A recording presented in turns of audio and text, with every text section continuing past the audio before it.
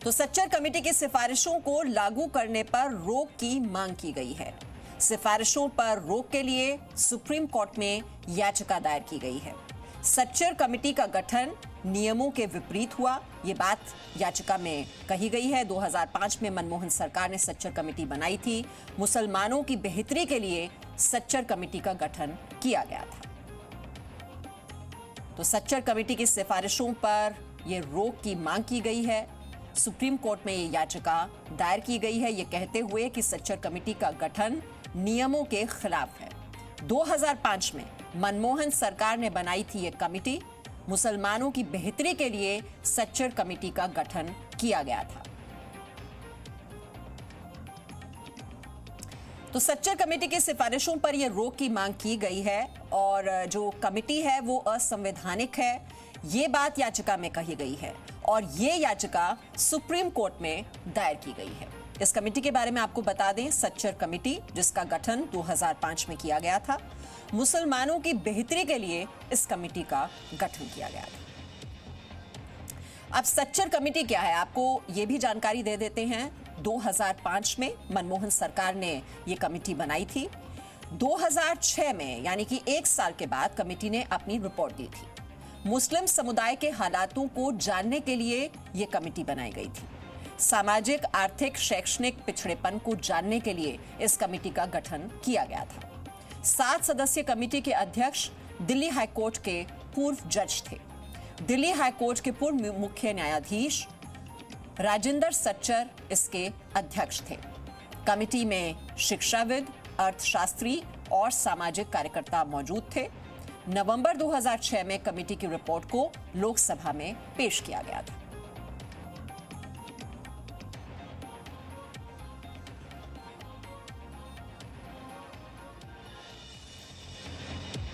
तो सच्चर कमेटी बनाई गई थी 2005 में और नवंबर 2006 में जो रिपोर्ट है वो लोकसभा में पेश की गई थी।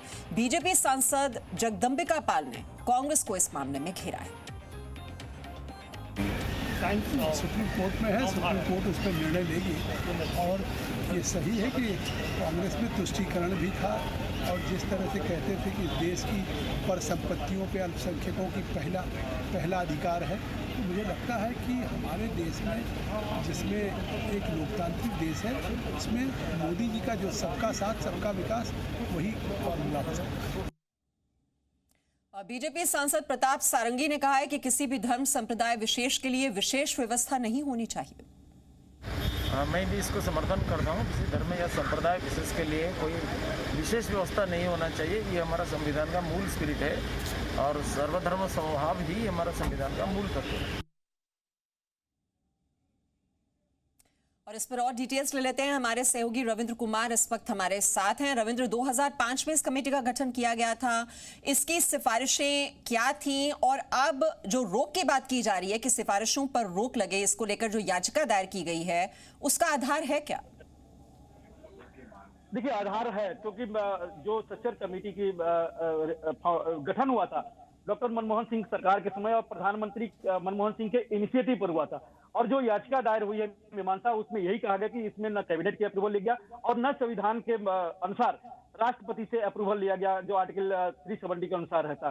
तो इसको लेकर उन्होंने याचिका दायर की और इसमें कहीं अगर देखा जाए, जो सियासत और हकीकत दोनों चीज देखा जाए, तो सच्चर कमेटी की गठन ही ये उस तरह से हुआ था कि जो हमारी धर्मनिरपेक्षता, जो संविधान का एक मूल अंग है, हालांकि ये मूल संविधान का मूल अंग नहीं रहा है, इंदिरा गांधी ने उस पर संशोधन करके धर्मनिरपेक्षता एक वर्ड ऐड किया गया था, लेकिन अगर उसको ही देखा जाए तो ये एक धार्मिक तौर पर किसी धर्म विशेष को उसकी परख करने के लिए एक समिति का गठन किया गया था और उसने अपनी जो फाइंडिंग की और उसने अपनी जो रिपोर्ट दी वो काफी विस्फोटक उस समय रहा, काफी विवादास्पद रहा। उसमें कहा गया कि जो मुस्लिम है उनकी जो हालत है वो दलितों से भी बदतर है। यहाँ तक कहा गया भविष्य में राजनीति को देखकर इसको लेकर और परेशानी हुई थी और विवाद हुआ था, खासकर उसमें बीजेपी और एनडीए के घटक दलों ने कहा था।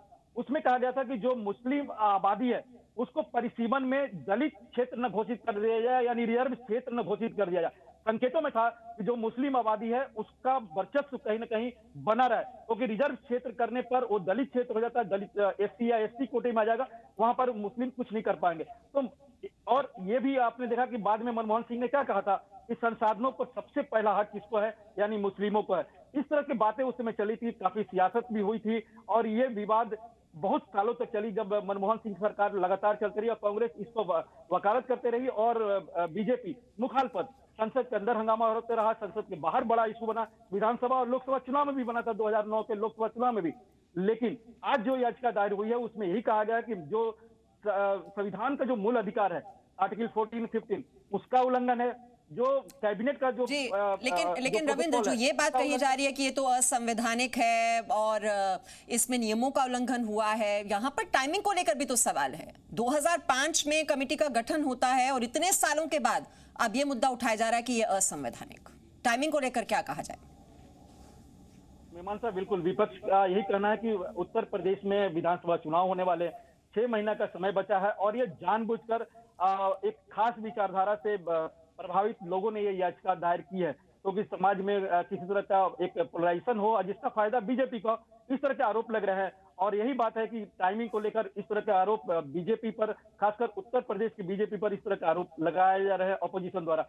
और टाइमिंग की बात नहीं भी कर, हालांकि ये आपके सामने है, हकीकत है कि 2013 के बाद या 2014 के बाद सच्चर कमेटी की रिपोर्ट, उसके फाइंडिंग और उस पर किसी तरह का चर्चा आपने न विधानसभाओं में देखी होगी, न किसी पार्टी के जनसभा में देखी होगी।